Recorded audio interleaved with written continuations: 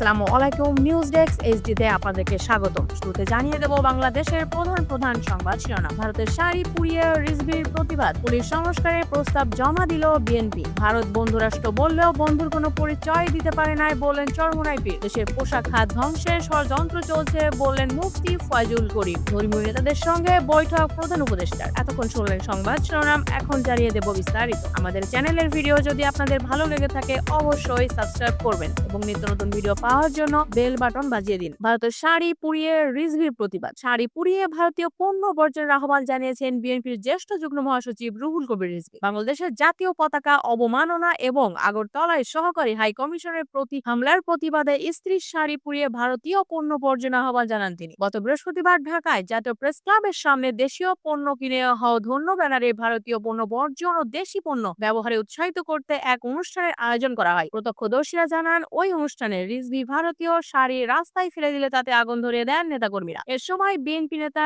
রুহুল কবির রিজভী বলেছেন, যারা আমাদের দেশের পতাকাকে নামিয়ে ছিঁড়ে দেয় আমরা তাদের দেশের পণ্য বর্জন করব। আমাদের মা বোনেরা আর ভারতীয় শাড়ি কিনবে না, তারা ভারতের সাবান কিনবে না, তারা ভারতের টুথপেস্ট কিনবে না, তারা ভারতের কোনো কিছুই কিনবে না। বাংলাদেশ স্বনির্ভর উল্লেখ করে তিনি বলেন, আমরা ভারতের মুখাপেক্ষী হব না, আমরা ভারতীয় পণ্য বর্জন করব। ভারতের উদ্দেশ্যে প্রশ্ন রেখে বিএনপির জ্যেষ্ঠ যুগ্ম মহাসচিব বলেছেন, তোমরা আমাদের বিরুদ্ধে নানা অপপ্রচার করছো, তোমরা আমাদের পছন্দ করো না, তারপরও তোমাদের জিনিস আমাদের কিনতে হবে। বাংলাদেশের মানুষ তো মাথা নত করার মানুষ না, তারা একবেলা খেয়ে থাকবে, তারপরও আমরা মাথা নত করব না। পুলিশ সংস্কারের প্রস্তাব জমা দিল বিএনপি। পুলিশ বাহিনী সংস্কারের বিষয়ে প্রস্তাব জমা দিয়েছে বিএনপি। গত বৃহস্পতিবার দুপুরে রাজধানীর সেগুনবাগিচায় আন্তর্জাতিক মাতৃভাষা ইনস্টিটিউট ভবনে পুলিশ সংস্কার কমিশনের প্রধান সফর রাজ হোসেনের কাছে এই প্রস্তাবটি জমা দেওয়া হয়। বিএনপির মিডিয়া সেলের সদস্য সাইউল করিম খান বলেছেন, বিএনপি চেয়ারপারসন উপদেষ্টা কাউন্সিলের সাবেক স্বরাষ্ট্র সচিব এস এম জহিরুল ইসলাম দলের পক্ষ থেকে এই প্রস্তাব দিয়েছেন। 10 ডিসেম্বর সংবাদ সম্মেলনের মাধ্যমে পুলিশ সংস্কারে বিএনপির দেয়া প্রস্তাব আনুষ্ঠানিকভাবে জানানো হবে। ভারত বন্ধুরাষ্ট্র বললেও বন্ধুর কোনো পরিচয় দিতে পারে নাই বললেন চরমোনাই পীর। চলমান পরিস্থিতি নিয়ে ভারতকে উদ্দেশ্য করে ইসলামী আন্দোলন বাংলাদেশের আমির ও চরমোনাই পীর মুফতি সৈয়দ মোহাম্মদ রেজাউল করিম বলেছেন, বাংলাদেশকে নিয়ে যদি কোনো ষড়যন্ত্র করে থাকেন তাহলে এদেশের মানুষ সেই বিষদাঁত ভেঙে দেওয়ার জন্য প্রস্তুত হয়ে অপেক্ষা করছে। শত শত মায়ের বুক খালি করা খুনি হাসিনাকে আশ্রয় দিয়েছেন। ভারত বন্ধুরাষ্ট্র বললেও এখনো তারা বন্ধুর কোনো পরিচয় দিতে পারে নাই। সবাইকে সতর্ক থাকার পরামর্শ দিয়ে মুফতি সৈয়দ মোহাম্মদ রেজাউল করিম সমাবেশে বলেন, আমাদের দেশকে ধ্বংস করার ষড়যন্ত্র চলছে। আওয়ামী লীগ যারা করেছে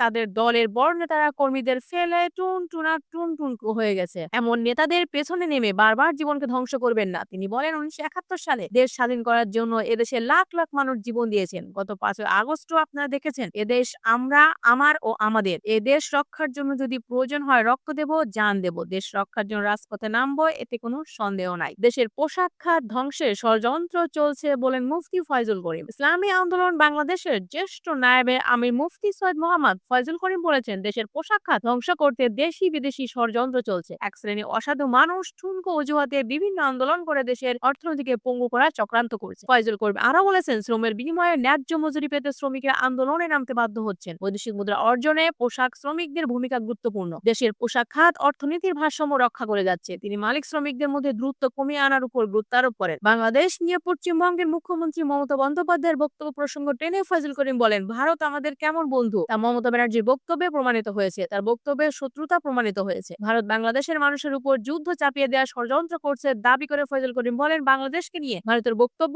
আন্তর্জাতিক আইনের পরিপন্থী। বাংলাদেশের মানুষের ভারতকে ভয় পাওয়ার কোনো প্রশ্নই আসে না। ধর্মীয় নেতাদের সঙ্গে বৈঠকে প্রধান উপদেষ্টা। অন্তর্বর্তী সরকারের প্রধান উপদেষ্টা ডক্টর মোহাম্মদ ইউনূস ধর্মীয় নেতাদের সঙ্গে বৈঠক বসেছেন। গত বৃহস্পতিবার বিকেল 4:30টার দিকে ফরেন সার্ভিস একাডেমিতে এর বৈঠক শুরু হয়েছে। জানা গেছে, বৈঠকে পার্বত্য চট্টগ্রাম বিষয়ক উপদেষ্টা সুপ্রদীপ চাকমা, কবি ও চিন্তক ফরহাদ মজহার, হেফাজতে ইসলামের মহাসচিব সাজিদুর রহমান, হেফাজতের কেন্দ্রীয় নেতা মহিউদ্দিন রব্বানী, জুনায়েদ আল হাবিব ও মুনির হুসাইন কাশেমি, বাংলাদেশের কওমি মাদ্রাসা শিক্ষা বোর্ডের মহাসচিব মাহফুজুল হক, ইসলামী বক্তা ও আস-সুন্নাহ ফাউন্ডেশনের প্রতিষ্ঠাতা শায়েখ আহমদুল্লাহ, বায়তুল মোকাররম জাতীয় মসজিদের খতিব আব্দুল মালেক সহ কয়েকজন আলেম অংশ নিয়েছেন। বাসসের খবরে বলা হয়, প্রধান উপদেষ্টা বিকাল 4:22 বৈঠকস্থলে আসেন। প্রধান উপদেষ্টার উপ প্রেস সচিব আবুল কালাম আজাদ মজুমদার বাসসকে বলেন, দেশে চলমান বিভিন্ন সমস্যা নিয়ে আলোচনার জন্য প্রধান উপদেষ্টা ধর্মীয় নেতাদের সঙ্গে সংলাপ করেছেন।